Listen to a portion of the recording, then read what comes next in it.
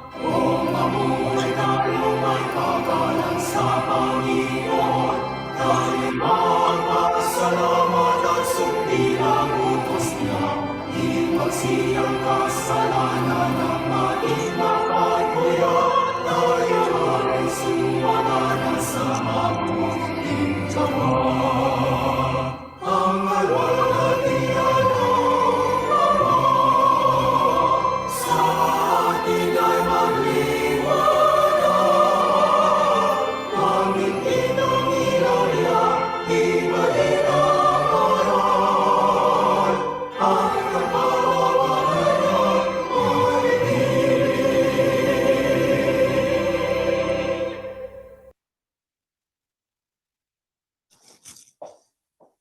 Mga magulang at mga mahal na kapatid, tayo po ay muling mag-aaral ng mga salita ng Diyos na ito po ay pagkain ng ating mga kaluluwa. Alam kong alam ninyo na ang 10 utos ay ibinigay ng Diyos sa Israel noon. At doon ibinatay ng ating Panginoong Yahushua ang kanyang aral. Ang totoo, yun ay 2 sa dakilang utos at aral niya. Na yan nga po ay ang mahalin ang Diyos at mahalin ang ating kapwa-tao. Doon sa 10 utos sa panahon ng Israel, doon sa unang 4 na utos ay para sa Diyos yun. At yung mula sa 5 hanggang sa 10 para sa ating kapwa. Mga kapatid, ang salita ng Diyos ay mahalaga sapagkat ito ay nagtuturo ng magandang pag-uugali, ng mga values na mahalaga na atin pong maitaguyod sa araw-araw. Lalo na nga tayo na mga kayahusya, tayo'y tagasunod niya, mahalaga po na makita sa atin na ating ibinubuhay yung kaugalian na nararapat sa mga tunay na Kristiyano. Isa sa mga pinakamahalagang pagpapahalaga ay ang pagiging mapagbigay, pagiging mabait, at walang pag-iimbot na pagbibigay sa kapwa. Maging yung ating panahon ay ating iniukol sa ating kapwa at maging ang ating pera ay kung kailangan ay dapat nating ma-share sa ating kapwa-tao. Ang pagiging bukas palad, mga kapatid, ay mahalagang katangian po yan ng Kristiyano na sumasalamin ito sa hindi makasariling damdamin katulad ng ating Panginoong Yahushua. Inialay ang kanyang sarili para sa lahat ng tao. Tayo po'y iglesia ni Yahushua. Ang diwa ng ating Pangulo, ang siya rin nating dapat na mataglay. Ang mapagmalasakit sa kapwa, mapagbigay sa kapwa, mahal ang kapwa. Ang kagandahang loob po ay nagpapahayag ng pagiging maalalahanin sa mga pangangailangan po ng iba. At pagtugon sa mga pangangailangan yon na mayroon pong damdamin na bunga ng ating kabutihan at hindi dahil sa tayo'y makasarili. Bilang mga Kristiyano, tayo ay hinihikayat na tularan o pamarisan ang pagmamahal at kagandahang loob ng ating Panginoong Yahushua, ang Kristo, na nagbigay nga po ng kanyang sariling buhay para sa atin. Sa pamamagitan po ng pagsasanay ng kagandahang loob, hindi lamang tayo gumagawa ng isang positibong epekto sa mundo at sa paligid natin, kundi meron din tayong pagkakataon na makatulong para mabago man lang ang pamumuhay ng iba nating kapwa. Di po ba ng ating kapitbahay, kaibigan, kakilala, na ito'y nagbibigay sa kanila ng panibagong inspirasyon para sila po ay mabuhay sa napakahirap na panahon na ating inabot, mga kapatid. Ating alamin kung ano nga ba ang generosity. Alam nyo, ang generosity po ay katangian ng pagiging mabait o mabuti at mapagbigay. At sa ating pong pagiging mapagbigay ay maaring yung iba sa ating pong mga resources katulad ng panahon at kung mayroon tayong salapi, hindi na kailangan na tayo maging mayaman para tayo makatulong sa ating kapwa-tao. Meron nga pong kasabihan na kakainin ko na lang, para sa akin sana yon, pero ibinigay ko sa kapwa ko sapagkat alam kong masigit na kailangan niya. Sana po ganon ang ating maging taglay na damdamin. Bakit nga po, ayon sa Biblia, mabuting katangian ang mapagbigay. Ano po ba ang ating maaasahan kapag ito'y ating ginagawa sa ating kapwa? Pakinggan po natin ang unang talata. Ganito po nakasulat sa Aklat ng Kawikaan. Ang isang mapagbigay na tao ay pagpapalain, sapagkat ibinabahagi niya ang kanyang pagkain sa mga dukha. Ano po, bakit mahalaga ang katangiang mapagbigay? Sapagkat, una, alam natin ang Biblia, mga salita ng Diyos. Yang partikular na ating binasang yan salita ng Diyos yan Di po ba? Ano ang sabi? Ang isang mapagbigay na tao ay pagpapalain. Yan ang ating tatandaan. Pero wag naman tayong maging mapagbigay sapagkat mayroon tayong hinihintay na igaganti sa atin ng Diyos, yung pagpapala. Kailangan po ay atin pong maging damdamin ang maging mapagbigay. Wala man yung salitang pagpapalain tayo ng Diyos, kung taglay natin yung damdaming mapagbigay, bahala na ang Diyos sa atin. Di po ba? Basta tayo ay mapagbigay. Paano ho natin makikilala ang isang taong mapagbigay? Ang sabi, ibinabahagi niya ang kanyang pagkain sa mga dukha.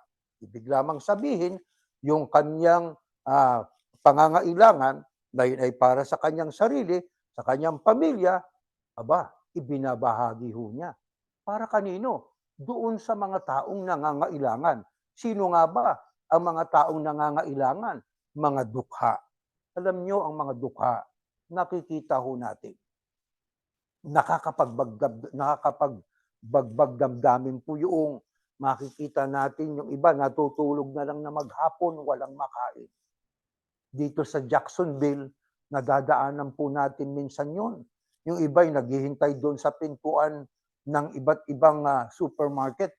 At sabi nga makita lang natin ang kanilang kalagayan dapat po ay makatawag sa atin ng pansin. Ibig lang sabihin, kaya nandoon sila, gutom sila.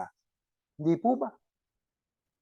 Ang sabi nga, kung ang tao'y gutom, nanghihina ang katawan. Meron naman tayo, bakit hindi natin sila bigyan? Hindi po ba, mga kapatid?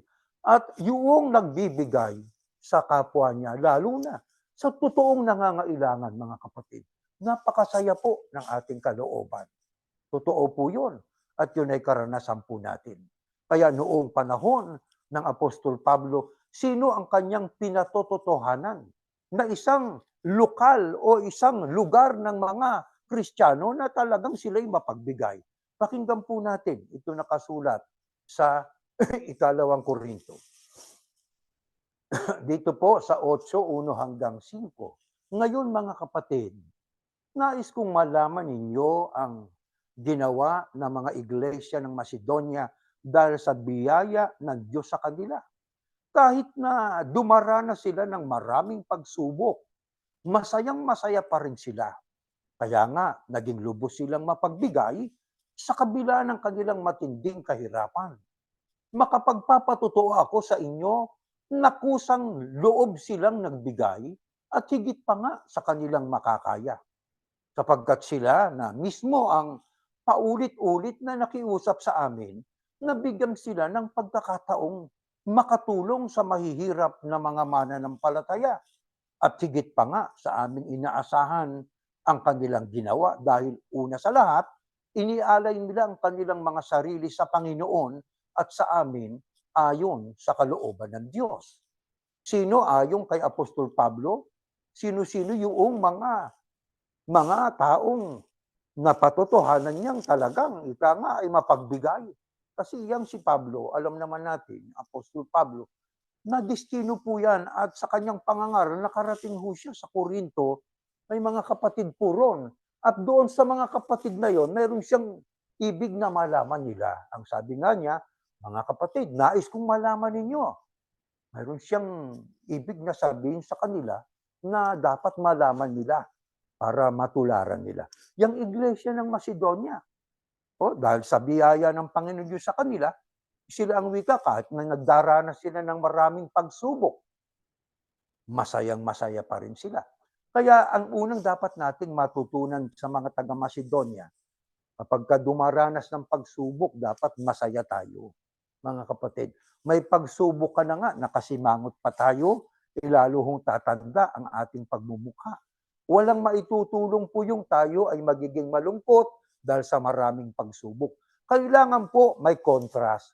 Maraming pagsubok, marami ka namang, ika nga, kagalakan sa puso. Paano po yung kapatid na ministro?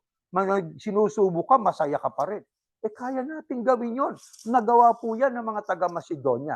Sa paanong paraan? Yun nga, dahil sa biyaya ng Diyos sa kanila. Yung mabuhay ka lang eh.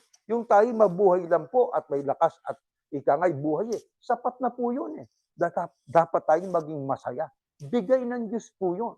Kaya sa kabila ng pagsubok, magagawa natin maging masaya kung ang ating nasa isip, ang Diyos ay nandyan, katabi po natin, palaging nandyan para tumulong sa atin. Paano ho niya pinatunayan? Ng mga taga-Macedonia po ay ikangay biniyaya ng Panginoon Diyos at sabi nga ay dapat natularan ng mga tao sa mga taga-Korinto, maging tayo. Ang sabi niya, naging lubos silang mapagbigay. Hindi lang basta nagbibigay, lubos sa kabila ng kanilang matinding kahirapan. Sipin ninyo, kung atin hong bubulayin, hindi lang basta kahirapan, ang dinaranas ng iglesia sa Macedonia ayon kay Apostol Pablo, matinding kahirapan ang kanilang dinaranas, pero sa kabila po nun ay lubos silang mapagbigay.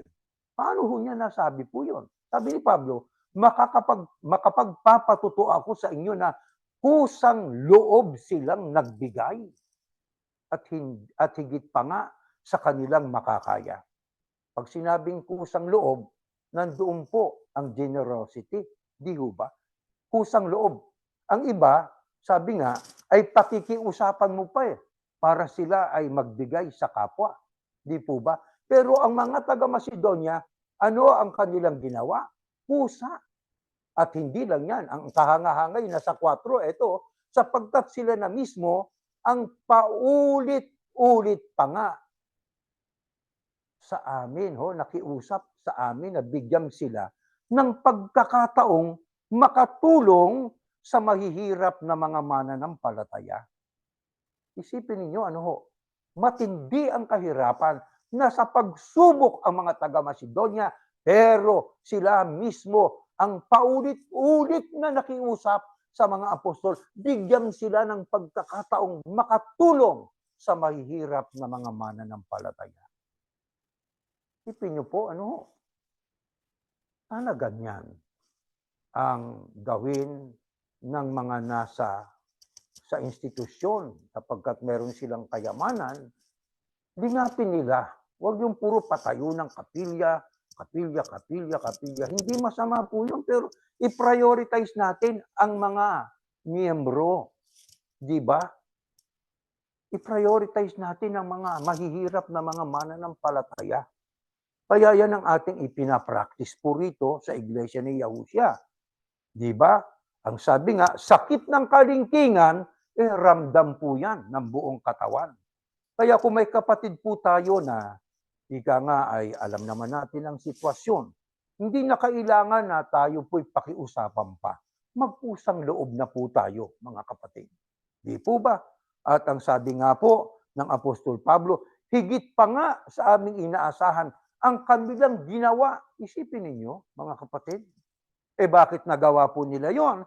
Dahil una, sa lahat, inialay nila ang kanilang mga sarili sa Panginoon at sa amin. Ibig sabihin, sapagkat kanilang inihandog ang kanilang sarili sa Panginoon Diyos at sa mga nangangasiwa sa kanila. Pero paano ho ang kanilang paghahandog ng kanilang sarili o ang kanilang pagsasabit ng kanilang sarili sa mga nangangasiwa sa kanila ayon sa kalooban ng Diyos? Paano nga ba ang pagsasubmit sa sarili natin sa mga nangunguna sa isang kilusan o sa isang relihiyon? Yung nababatay sa kalooban ng Diyos. Di po ba? Hindi yung ikangay blind submission. Kailangan po ay open-minded na submission na alam natin ng ating pong pagpapasakop sa kanila naaayon sa kalooban ng ating Panginoon Diyos. Ayon sa Biblia, sa kasaysayan, marami hong mga karakter sa Biblia ang nakakitaan ng pagiging matulungin. Pero kukuha tayo ng isang halimbawa. Sinong isa sa mga yan? Pakinggan po natin. Next slide. Ganito po ang ating mababasa. Sa lungsod ng Hopa, may isang babaeng mananampalataya ng pangalan ay Tabita. Sa Griego, ang kanyang pangalan ay Dorcas. Marami siyang nagawang mabuti, lalong-lalo na sa mga dukha. Nagkataon noon na nagkasakit ang babaeng ito at namatay. Nilinis nila ang kanyang bangkay at ibinurol sa isang kwarto sa itaas. Sino po itong ating binasang ito? Tumutukoy po ito sa isang babaeng taga-Hopa. Ang ngalan po niya ay Tabita, na sa Griego'y Dorcas. Anong katangian itong babaeng ito? Kaya natin binasa ito. Marami siyang nagawang mabuti, lalong-lalo na sa mga dukha. Kaya mga kapatid, ang mga dukha dapat tulungan talaga Di ho ba? Hindi yung dukha na aapihin pa. Wag naman. Dukha na wala nang makain, wala nang bahay, wala nang matuluyan, ipagtatawanan pa. Di ho ba? Pandidirihan pa. Huwag ganun. Kailangan po ay ating matularan itong si Dorcas o Tabita, marami siyang nagawang mabuti, lalong-lalo na sa mga dukha.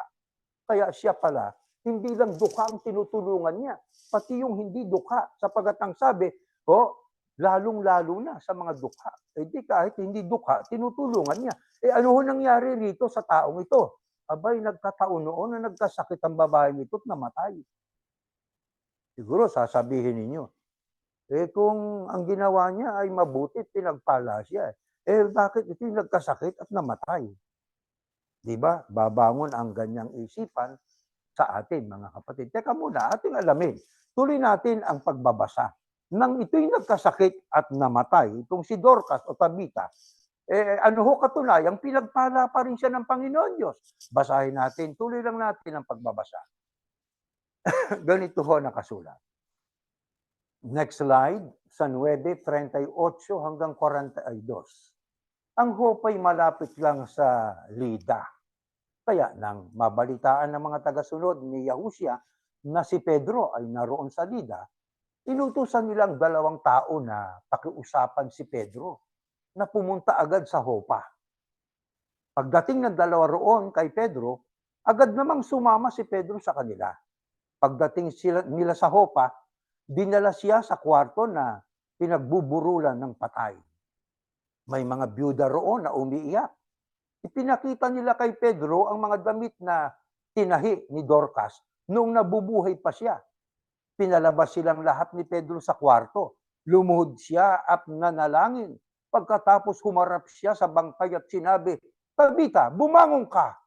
Dumilat si Tabita at pagkakita niya kay Pedro na upo siya. Hinawakan siya ni Pedro sa kamay at tinulungang tumayo. Pagkatapos tinawag ni Pedro ang mga byuda at ang iba pang mga mananampalataya roon. At ipinakita sa kanila si Tabita na buhay na. Ang pangyayaring ito ay napabalita sa buong Hopa at marami ang sumampalataya sa Panginoong Yahusia. Ano katunayang sa kabila na siya'y nagkasakit, itong si Tabita o Dorcas sa Griego, ay tinulungan pa rin siya ng Panginoon Diyos at pinagpala. Noong panahong yun, si Pedro nasa paligid lang naroon siya sa Lida. Kaya may inutusang 2 tao na pakiusapan si Pedro pumunta agad sa Hopa. Wala namang ikanga'y dahilan para hindi gawin ni Pedro yun. Kaya kagyat na sumama si Pedro sa kanila. At ano nangyari? Pagdating niya sa Hopa, dinala siya sa kwarto na doon nakaburol itong si Dorcas o itong si Tabita. Ano ang kanyang dinatnan doon? Mga byuda umiiyak. Tumatangis. Nagdadalamhati. Bakit? Sapagkat nung nabubuhay pa itong si Dorcas ay matulungin ito, mga kapatid. Ano katunayang matulungin? Ang sabi sa talata na ating binasa ay sabi itong si Dorcas ay nananahi ng damit para itulong sa kanyang kapwa. Mananahi pala ito. Di po ba? Kaya ang mga biyudang ito na marahil ay kanyang mga talagang natulungan ay nananangis o tumatangis ng datnan niyang Apostol Pedro. Kaya anong ginawa ng Apostol Pedro? Pinakausapan niya sila. Lumabas sa kwarto. Kayang naiwan doon yung bangkay ni Tabita at si Apostol Pedro. Anong ginawa ng Apostol Pedro? Lumuhod siya at nanalangin. Humarap siya sa bangkay at sinabi, Tabita, bumangon ka. Dumilat itong si Tabita at pagkakita niya kay Pedro, naupo siya. Tinulungan siya ni Pedro. At pagkatapos tinawag ni Pedro mga byuda at ang iba pang mga mananampalatay naroon at ipinakita sa kanila si Tabita na buhay na. Ano nangyari? Yung pangyayaring yun napabalita sa buong Hopa at marami ang sumampalataya kay Pedro? Hindi. Marami ang sumampalataya sa Panginoong Yahushua. Bakit? Sapagat ang ministeryo ni Pedro hindi kanya. Ang kanyang pangangaral ay pangangaral ng aral ng Panginoong Yahushua. Kaya ganyan din ang iglesia ni Yahushua. Wala ritong pinuno. Wala ritong namumuno. Wala ritong ruler. Dito kami na na ministro ay nagtutulungan at ang pangulo ay ang Panginoong Yahushua na nasa kanan ng Diyos. Kaya nga, iglesia ni Yahushua, tagasunod ni Yahushua, hindi ni Pedro, hindi ng kung sino-sinong ministro. Sa makatuwid, ang ginawa ng Diyos dito kay Dorcas o Tabita ay isang pruweba na kapag ikay matulungin, ikaw po'y pinagpapala, namatay na pero binuhay pa sa pamamagitan po ng kasangkapang ginamit ng Diyos si Apostol Pedro na dumulog sa kanya sa pamamagitan po ng pananalangin. Mga kapatid, bawat isa sa atin ay may kaloob. Mayroon tayong gift sa pananahi. Kung marunong kang manahi, marunong tayong manahi. Manahi tayo. Tumulong tayo doon sa mga dukha. Punit-punit ang mga damit. O, kung mayroon tayong ika nga maitulong, tumulong tayo. May kaloob tayo sa pagiging mekaniko. Nakikita natin ang ating kapwa. May sasakyan nga, pero papugak-pugak na. Ika nga'y matanda na at nasira ang isa sa bahagi ng kanyang sasakyan. Kung mayroon tayong maitutulong, tulungan po natin. Hindi na tayo kailangan pang pakiusapan. Tumulong tayo. Tulungan natin, saklolohan natin. Magaling kang magluto. Magluto tayo para ipamigay sa mga dukha. Di po ba? Ano man ang maliliit na mga bagay na ating magagawa, gawin po natin. Sa layunin tayo ay gumawa ng mabuti sa ating kapwa. Sapagkat isipin ninyo ang utos na dakila na itinuro sa atin ng Panginoong Yahushua. Pinakadakilang utos, mahalin natin ang Diyos ng buong puso, buong lakas at buong kaluluwa at mahalin din natin ang ating kapwa. Dakilang utos din po yun. Kaya mga kapatid, tayong mga Yahusiano ay dapat pong kakitaan ng ganitong pag-uugali. Kailangan din nating tumulong sa kung tawagin po natin nga ay sa ating kapwa na may ika nga hindi naman nagdarahop. Higit sa lahat, yung naghihirap talaga, mga kapatid. Huwag lang yung dadaan-daanan lang natin sila. Magbigay naman tayo kung kailangan po. Ano? Tumulong po tayo sapagkat napakahirap ng mahirap. Oo. Di ba? Kaya mga kapatid, sa maraming mga bagay, marami tayong magagawa. Di po ba? Kung kailangan tayong tumulong at magbigay ng konting saklolo at tulong o aid, ay ibigay natin sa isang food bank at sila pong bahala na siyang ikangay mamahagi nito sa ating mga kapwa na naghihirap. Maraming paraan po upang magamit natin ang ating kasanayan. Mag-ukol tayo ng panahon at magtabi tayo ng konting pera para makatulong sa nangangailangan. Kasi utos po talaga mahalin natin ang ating kapwa. Hindi natin pwedeng baliwalain po yun, mga kapatid. Kaya nga po, sa Iglesia ni Yahushua, meron tayong foundation. Ang foundation natin, ang layunin, sabi nga, ang sabing is small efforts but big effects. Yung maliliit nating ikangay maitutulong ay may malaking epekto ito sa ating kapwa-tao. Nakapagbibigay ng kahit konting ngiti kapag kaating silang natutulungan. Di po ba, mga kapatid? Kaya meron tayong offer pa. Kapag ka ito ay ating pong pinagsikapang tulungan para lumago, ay mas malago at mas malawak ang ating matutulungan kapwa natin tao. Sa Iglesia ni Yahushua, kailanman ay hindi tayo magpapagawa ng mga gusali. Yung property na yan, sapagkat yung property na yan, di ho ba, ay nagiging daan para pag-interesan ng tao. Pag namatay na itong nangangasiwang ito, akin yung property na yan. Kung walang property, walang pagnanasaan. Di ba? Bakit? Ang aral sa atin, ipangaral ang Ebanghelyo. Hindi magtayo ng kapilya. Sabi ng Diyos, anong klaseng gusaling ang gagawin ninyo? Natitirhan ko. Ang sabi, kayong matitigas ang ulo. Kaya yung patuloy na kanilang ipinangangad, ngalandakan yung kanilang gusali, hindi. Ito yung templo na Ito yung templo na dapat nating linisin, pag-igihin. Itong ihaharap natin sa Panginoon Diyos. Di po ba, mga mahal na kapatid? Kaya ang pag-ibig sa kapwa, dapat nating magawa. Sino pang isa sa karakter ng Biblia na nagpakita rin ng malaking pagkamatulungin sa kapwa? Ito po, next slide. Pakinggan po natin sa ikalawang hari. Isang araw nang pumunta si Eliseo sa Shunem, umakyat siya sa kwarto at nagpahinga. Inutusan niya ang katulong niyang si Gehasi na tawagin ang babae. Kaya tinawag ni Gehasi ang babae. Pagdating ng babae, sinabi ni Eliseo sa katulong niya, dahil sa mabuting pag-aaruga niya sa atin. Itong babaeng Shunamita, mabait na tao rin ito. O ang sabi ng apostol nitong si Eliseo yung propeta, sinabi ni Eliseo sa katulong niyang si Gehasi, dahil sa mabuting pag-aaruga niya sa atin, tanungin mo siya kung ano ang magagawa natin para sa kanya. Gusto ba niyang kausapin ko ang hari o kumander ng mga sundalo para sa kanya? Sumagot ang babae, hindi na po kailangan.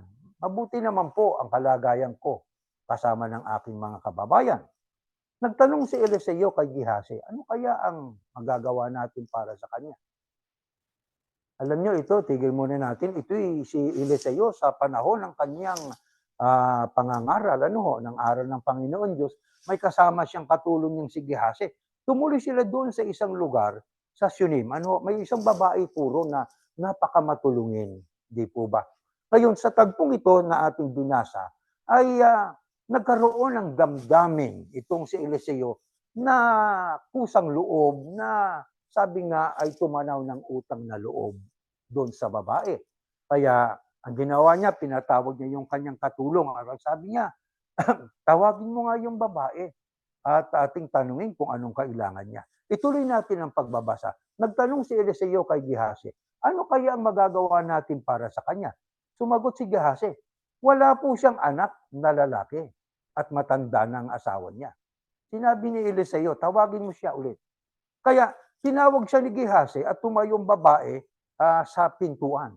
Sinabi ni Eliseo sa kanya, sa susunod na taon, sa ganito ring panahon, may kinakalong ka ng anak na lalaki. Sumagot ang babae, wag naman po sana ninyo akong paasahin. Lingkod po kayo ng Diyos. At nagbuntis nga ang babae at nanganak ng lalaki sa ganun ding panahon ng sumunod na taon ayon sa sinabi ni Eliseo. Mga kapatid, sino pang isa sa karakter ng Biblia na nakakitaan po ng ikangay pagkamatulungin, mga kapatid? Yan po yung babae sa Shunem. O di ho ba? Alam naman natin yung kasaysayan, di na kailangan ipaliwanag. Inaruga niya, tinulungan niya itong si itong si Eliseo, pati yung si Gehazing katulong ni Eliseo. Ano yung pagtulong na yon? Generosity yon. Kagandahang loob. Pagtulong sa kapwa. Ano naman ang nakita kay Eliseo? Nandoon yung kanyang pagtanaw ng utang na loob. Kaya masama naman po pala talaga kapag tayo tinulungan, hindi man lang tayo lumilingon sa ating kapwang tumulong sa atin. Di po ba? Lalo na nga po kung mahal natin sa buhay. Di ba? Yung kapatid natin sa laman, tumulong sa atin. Kung hindi man siya tumulong na sa magitan ng pera sa isang ikangay paggawa o trabaho, nakatulong, lingunin natin. May mga kapatid ba tayong nangangailangan? O, tayong nasa Amerika kasi iniisip po nila, kung tayo nasa Amerika, parang ikangay masarap ang buhay. Hindi nila alam, talagang kayod, trabaho. Humihingi ng tulong sa atin, tulungan natin. Sabi nga, itong padadala ko sa inyo, tulong ito ha, hindi ito utang. Di ba? Maganda na yung damdamin natin ganun eh. Kasi pagka hindi natin sila natutulungan, parang ang sabi ng konsensya natin, hoy, tulungan mo naman yung mga kapatid mo, tulungan mo yung mga tiyahin mo, hindi nga humihingi, magpusa ka naman, di ba? Totoo po yun eh. Lalo pagka tayo kumakain ng masarap dito, minsan, hindi lang minsan, madalas eh. Ano kaya kinakain ng tatay ko? Ano kaya kinakain ng nanay ko, mga kapatid ko doon sa Pilipinas? Di ba? Pagka tayo ay masaya rito at nagpupunta doon sa mga lugar na masasaya, na itatanong natin, ganun din kaya ang nararanasan ng aking pamilya, mga kaibigan at kakilala ko? Ganun po yun eh. Mayroon tayong empatiya. Meron tayong empathy. Ibig sabihin ng empathy na ating kinukonsidera ang nararamdaman ng ating kapwa, lalo na ng ating mga kaibigan at mga mahal sa buhay. Tumanaw ng loob itong si Eliseo. Kaya ang sabi niya, kay Gehazi, patawag mo nga yung babae uli. At sapagkat pinaalam sa kanya ni Gehazi, matanda na ang asawa ng Shunamitang babaeng ito at gusto nilang magkaanak ng lalaki.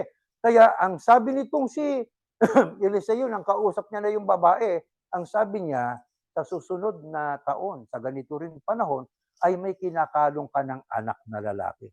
Ang tugon ng babae, wag naman po na sana ninyo akong paasahin. Lingkod po kayo ng Diyos. Ang nangyari nga po, ganon. Nagbuntis ang babae, nanganak ng isang lalaki. Ayon sa sinabi ni Eliseo. Ano lamang po ang moral lesson na atin pong matatanggap po rito at matututunan? Isa lang po ang pagkakawang gawa, ang pagtulong sa kapwa. Hindi ho yan binabaliwala ng Panginoon Diyos. Nakatunghayan Diyos eh. Araw-araw. Ano ba gagawin nito ng anak ko? Ano bang mabuti ang gagawin nito? Ito ba makasariling anak ko? Hindi tama. Kaya tayo tinuturuan para tayo ay makatugon isa-isa sa mga dakilang utos ng ating Panginoong Yahushua. Ibigin ang ating kapwa. Ang pag-ibig hindi lang sa salita, kundi sa pagkilos, sa paggawa at pagtulong lalo na sa mga lubos na nangangailangan. Ano pang isa sa katangian ng mga Yahusyano o tagasunod ng ating Panginoong Yahushua na dapat ay masanay po tayo na ating ginagawa. Tingnan natin ang sunod na talata. Next slide po. Ganito nakasulat sa Josue at Isaias. Alalahanin mong palagi ang biling ko sa iyo. Magpakatatag ka at magpakatapang. Huwag kang matakot o kaya'y manghina dahil ako, si Yahuwah na iyong Diyos, ay sa iyo kahit saan ka pumaroon. Huwag kayong matakot sa anuman sapagkat ako'y sumasa inyo. Huwag kang matakot sapagkat ako ang iyong Diyos. Palalakasin ko kayo, makatitiyak kayo, makakatiyak kayo, o makatitiyak na tutulungan ko kayo. Tiyak na aking hahawakan kayo sa pamamagitan ng aking matuwid na kanang kamay. Isang kamay ng katarungan, ng kapangyarihan, ng tagumpay at kaligtasan. Ano pang isa sa mga katangian na dapat nating hingin sa Diyos para ating mataglay at ating pong kailangan nito sa araw-araw habang tayo nabubuhay. Ang sabi diyan sa talata ng Biblia ay maliwanag ang isa sa mga katangian ng mga lingkod ni Yahuwah O, na mga tagasunod ng kanyang anak noon at maging sa ngayon ay ang pagiging matatag at matapang. Matapang sapagkat kasama natin ang Diyos. Matatag sapagkat kasama natin ang ating Diyos. Ang katapangan, ito'y naglalarawan ng lakas ng loob, tiwala at kumpiyansa, kabaligtaran ng takot, sapagkat kailangan natin ito lalo na sa mga nanindigan sapagkat marami ang mga nagbabanta sa mga naninindigan sa tama. Sapagkat sa ating paninindigan, mga mahal na kapatid, hindi natin pwedeng itikom ang ating mga bibig para sabihin kung ano ang ibig ng Panginoon Diyos. Ang sabi ng Diyos, inyong ipamukha, inyong ibunyag ang kanilang kalikuan, ang kanilang mga kasamaan sa ating pagbubunyag. Ang sabi ni Pablo, dahil ba sa pagsasabi namin ng katotohanan, nagiging kaaway niyo na kami? Pero ang totoo, sa pagsasabi ng katotohanan, nagagalit ang iba sa atin.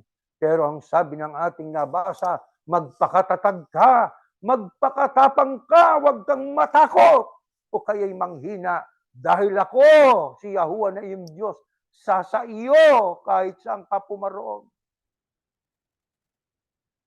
Kailangan natin yan. Kailangan nating maging matatag at matapang. Huwag tayong matakot. Anong ibig sabihin ng hindi tayo dapat matakot? Pakinggan ninyo sa isang salin ng Biblia. 41:10. Next slide po. Ang sabi, huwag kang mag-alala. Yun ang katumbas nun.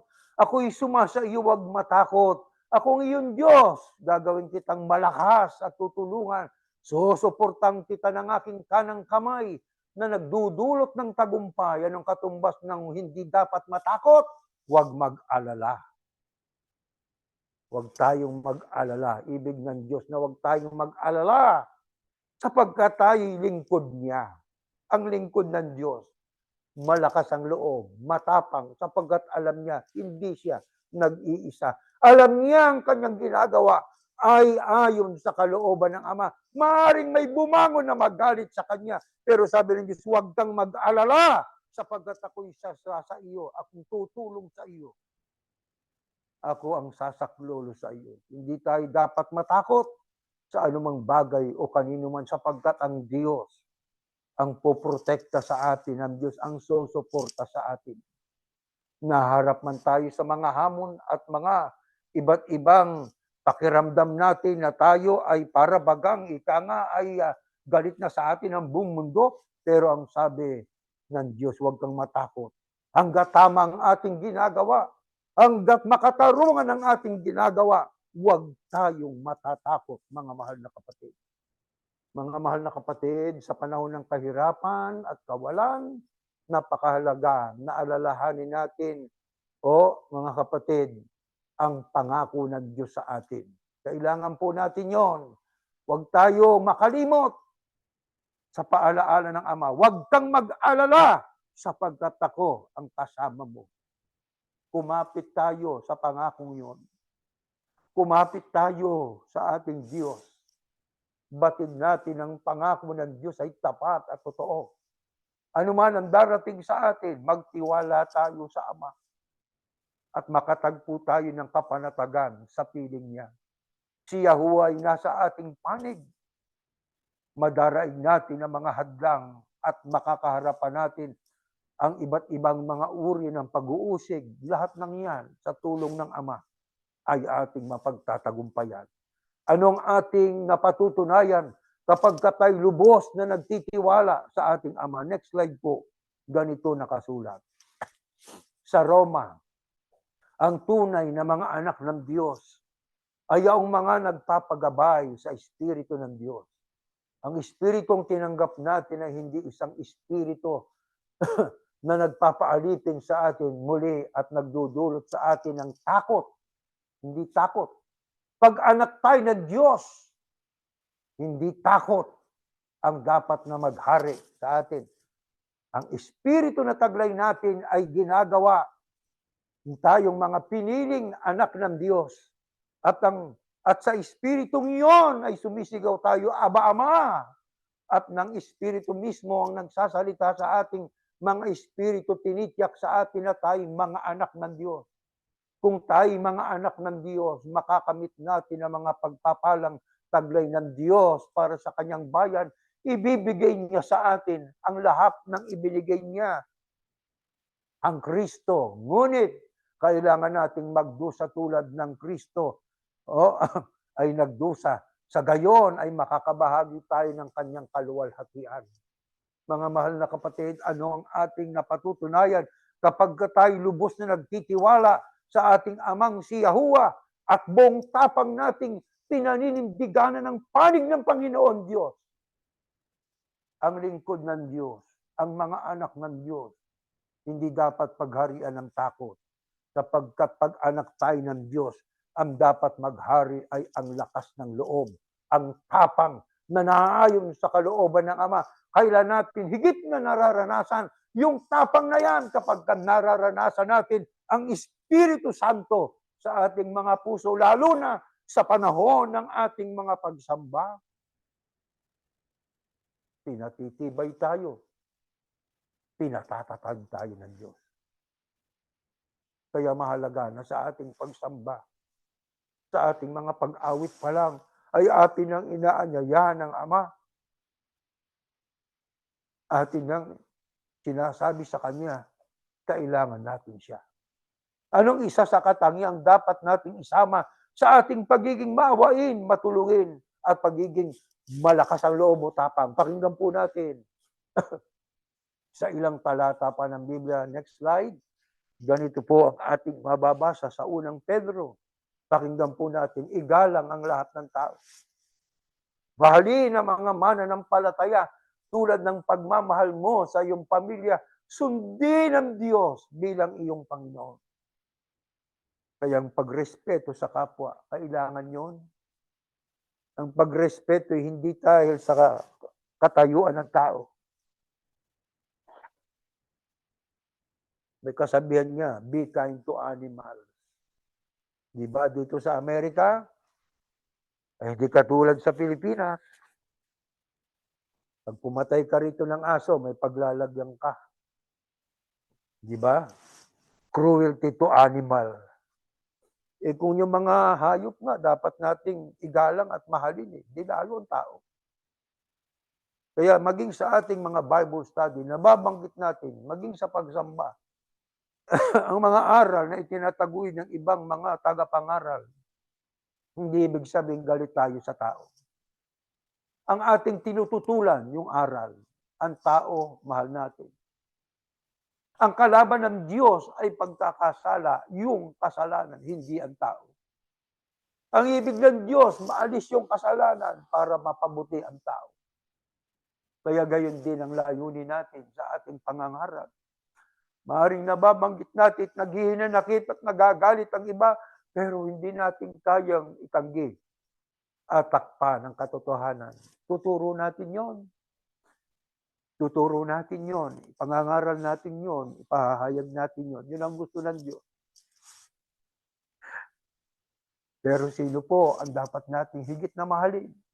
Ang ating mga kapatid, ang ating kapanampalataya. Paanong pag-ibig sa kanila? Katulad ng ating pagmamahal sa ating pamilya. Kaya may mga kapatid tayo na nagpapadala sa atin ng mensahe na sana'y tulungan sila. Tulungan natin, mga kapatid. Huwag nating baliwalain yung daing nila. Tulungan natin sila. Bakit kailangan nating magkaroon ng pagpapahalaga at bukas ang palad sa pagtulong sa kapwa, lalo na sa mga kapatid? Pakinggan po natin. Masulat sa Pilipos, ganito ang ating mababasa. Next slide po. Alalahanin ninyo ang itinuturo ko sa inyo. Tandaan mo ang mensaheng narinig mo mula sa akin. Tandaan mo ang nakita mo nung ako ay nanirahan sa inyo. Kailangan mo rin gawin ang mga bagay na yon. Ang Diyos ang nagbibigay sa atin ng kapayapaan sa ating isipan. Siya ay makakasama mo. Mga kapatid, bakit kailangan nating magkaroon ng pagpapahalaga sa pagtulong sa kapwa, lalo na sa ating kapanampalataya, sapagkat mga kapatid, yun ang magbibigay sa atin ng kaisipang mapayapa. Totoo po yun, mga kapatid. Mahirap ang buhay, payapa ang isip, kasi tayo matulungin. Mahirap ang buhay, payapa ang pag-iisip, sapagkat mayroon tayong magandang kalooban sa ating kapwa. Opo. Doon tayo hinihikayat ng ating Panginoon Diyos. Kaya anong sabi ng Apostol Pablo, next slide, ganito po ang ating mababasa sa aklat ng Roma. Ano ang nais ng Diyos na makita sa atin na ating dapat na makasanayan araw-araw, tunay na magmahal ng ibang tao. Tunay na magmahal ng ibang tao. Kailangan po tunay na pagmamahal. Hindi tulad ng isang mapagpakunwari, galit sa anumang masama. Patuloy na gawin ang mga bagay na mabuti. Magmahalan kayo ng tunay na tulad ng magkakapatid. Maging masaya talaga sa paggalang sa ibang mga Kristiyano. Yung pagmamahal. Mahalaga po yun. Yun ang kailangang makita sa bawat isa sa atin. Ipinahayag lang ba ng Apostol Pablo ang kanyang pagpapahalagang ito sa kanyang kapwa, pagmamahal sa kanyang kapwa? Pinatunayan niya ng Apostol Pablo. Next slide po. Ganito nakasulat. Filipos 1:15. Totoong may ilan diyan na nangangaral lang tungkol kay Kristo o sa Kristo dahil naiinggit sila sa akin at gusto nilang ipakita na mas magaling sila kaysa akin, sabi ni Pablo. Ngunit may ilan din namang tapat ang hangarin sa pangangaral. Nangangaral sila dahil sa pagmamahal. At alam nilang dinala ako rito ng Diyos para ipagtanggol ang magandang balita. Ang mga taong naiinggit ay hindi tapat sa pangangaral nila tungkol kay Kristo o sa Mesiyas. Ginagawa nila ito dahil sa pansariling hangarin. Sabi ni Pablo. Diyan ay ating mababakas ang pahayag ng Apostol Pablo sa iba't ibang mga nangangaral. May iba talagang tapat ang kanilang hangarin. May iba naman dahil sa pansariling hangarin kaya sila nangangaral. Ano sabi pa ni Pablo? Inaakala nilang lalo pang madadagdagan ang mga paghihirap ko sa bilangguan dahil sa ginagawa nila. Pero anong damdamin ni Pablo sa mga iba't ibang mangangaral na may iba't ibang motibo? Ang iba ay makasarili. Mayroon silang vested interest. Ang sabi niya, pero walang anuman ang lahat ng iyong sa akin. Nagagalak pa nga ako sa mga pangyayari dahil kahit papaano na ipapangaral ang Kristo, tama man umali ang hangarin nila at patuloy akong magagalak. Yan din ang damdamin natin. Pero hindi maiwasang hindi punahin ang aral na mali. Pero ang mga taong yon, matama man o kaya'y mali ang kanilang hangarin, umutibo sa kanilang pangangaral, ang sabi ni Pablo, nagagalak pa nga ako sapagkat kahit sa paanong paraan na ipangangaral nila ang Kristo. Katumbas, mas maigi yon kaysa mga ateo, mas maigi yon sa mga libre pensador na hindi nila nadidinig ang Kristo. Yung mga taong ito nangangaral tungkol sa Kristo kahit paano, kahit maliman o kaya ay matuwid ang kanilang hangarin. Nagagalak ako, sabi ni Pablo. Ano pangako ng Diyos sa mga taong tumutulong sa iba na nangangailangan? Pakinggan po natin. Sa mga ilang talatang ito. Next slide po. Sa Kawikaan 28, ang sino mang magbigay sa dukha ay magkakaroon ng kasaganaan. Kung sino man ang tumangging tumulong sa kanila ay walang makukuha kundi mga sumpa. Nakita ninyo po yan, mga kapatid. Una, hindi tayo tutulong dahil sa pagpapala. Hindi. Kaya tayo tutulong sapagkat nakasanayan natin. Paano natin natutunan ang aral na yan, ang ating nadinig ngayon? Natutunan natin. Kaya in-internalize natin yon. Mula nang madinig natin ang mga aral na ito, kaya tayo nagiging matulungin. Nakondisyon ang isip natin sa pagtulong sa ating kapwa. Na yan po ay ay mabuting gawa. Ang sino mang magbigay sa dukha o dukha, magkakaroon ng kasaganaan kung sino man ang tumatangging tumulong sa kanila ay walang makukuha kundi mga sumpa. Ang sabi nga sa 11:25 pa ng Amplified, the generous man is a source of blessing and shall be prosperous and enriched. And he who waters will himself be watered, reaping the generosity he has sown. Kaya tayo ay, sabi nga, wala man tayong motibo dahil sa pagpapalang yon, kaya tayo tumutulong sa dukha at nangangailangan, pero ang Diyos ay hindi natutulog. Ang Diyos ay nakatunghay sa bawat gawang ginagawa po natin. Ang Diyos ang sa atin ang bahala. Kaya mga kapatid, sa buong buhay po natin, lahat tayo ay nakakaranas ng mga sandali ng kagalakan at kaligayahan. Ngunit nahaharap din tayo sa hamon ng paghihirap. Minsan, lalo yung karamdaman na yan, may sakit ang halos lahat ng nasa pamilya natin. Totoo po yun. Tayo nakatingin sa kawalan at tayo ay, sabi nga, ang ating tanging magagawa, anyayahan ng pamilya, lumuhod at manalangin sa Ama. Sa kahirapan ng buhay, gusto nating tumulong, pero hindi lahat ay ating natutulungan. Ibig nating padalhan ng tulong hanggat maaari sana mga kamag-anakan natin, pero kulang pa rin tayo. Kaya kahit konti, nagagawa natin. Pero ang dapat maghari, bunga ng ating pagmamahal sa Diyos at dahil sa ating pagsunod sa utos niya, tutulong tayo, kakandili tayo. Yan ang values ng tunay na Yahusyano. Mapagmahal, maibigin, lalo na sa kapanampalataya na higit sa lahat ay nangangailangan ng tulong sapagkat ang iba nating mga kapatid sa totoo lang lalo sa Pilipinas at iba't ibang panig ng mundo, may sakit na, wala pang tahanan, may sakit na, wala pang makain. Magdalang habag tayo sa ating kapwa. Hindi man natin sila kakilala, lalo maging dito sa Amerika, nag-aabot tayo kahit konti. Sabi nga, this is the money I got, I want to share it with you. Pagkatapos nating ma-share yun sa mga kaibigan nating, mga kapwa nating tao rito, aalis tayong masaya. Kaya ang pag-ibig sa Diyos, ang pag-ibig sa kapwa, yan po ang dapat nating itaguyod sa araw-araw ng ating pamumuhay. At ang Ama, ang bahala na po sa atin. Tumayo kayo at tayo po'y mananalangin. Ama naming Diyos, Yahuwah na makapangyarihang kasalahat, hindi namin mapigil minsan ang aming pong damdamin na habang binabasa namin ang mga utos mo, ang mga aral mo, nababagbag ang aming mga puso sapagkat totoo naman na talagang dapat kaming bukas ang palad namin para tumulong sa kapwa, lalo na sa aming mga kapatid. Kailan pa kami tutulong kung sila'y wala na? Kailan pa kami sasaklolo kung wala na po kaming mga magulang o kaya kaibigan? Kung sila man ay humihingi ng tulong, sana tulungan namin.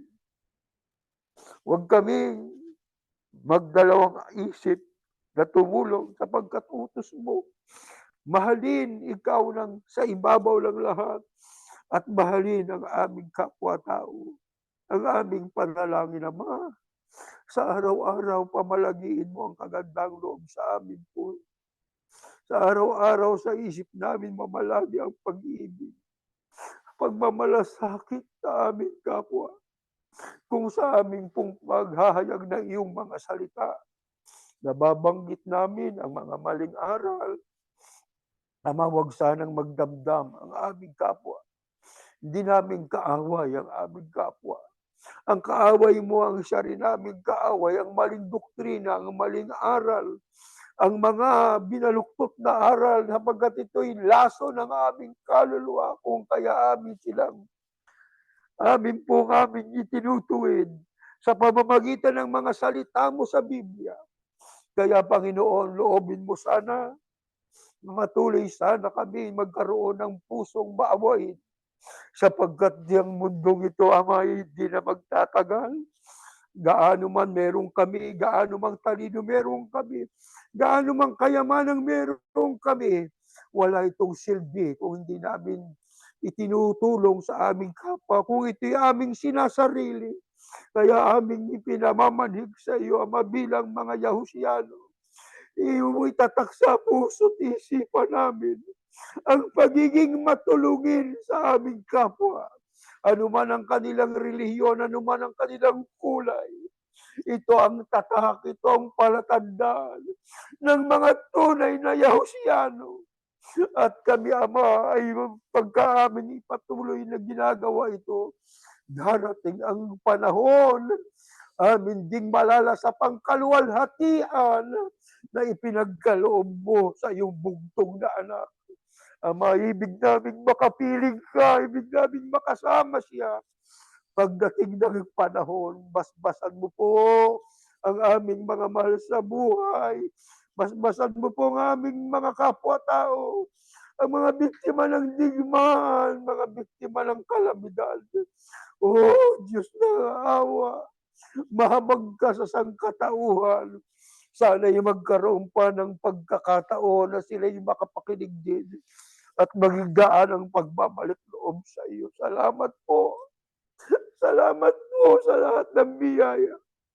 Salamat sa iyo pong awa, sapagkat aming kang nararamdaman sa bawat sandali ng aming pagtawag sa iyo.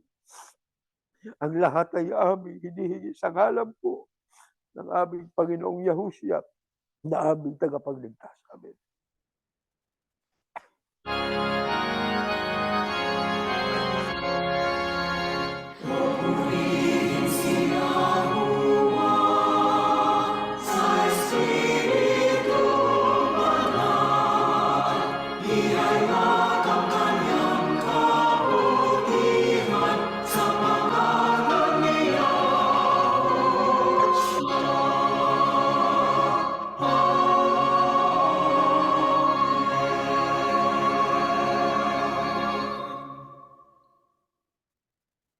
Ang mga biyayang pagliligtas ng ating Panginoong Yahushua, ang pag-ibig ng Diyos na si Yahuwah, at ang pagtitipisan ng Espiritu Santo, siya nawang sumaating lahat, ngayon at magpakailanman. Amen.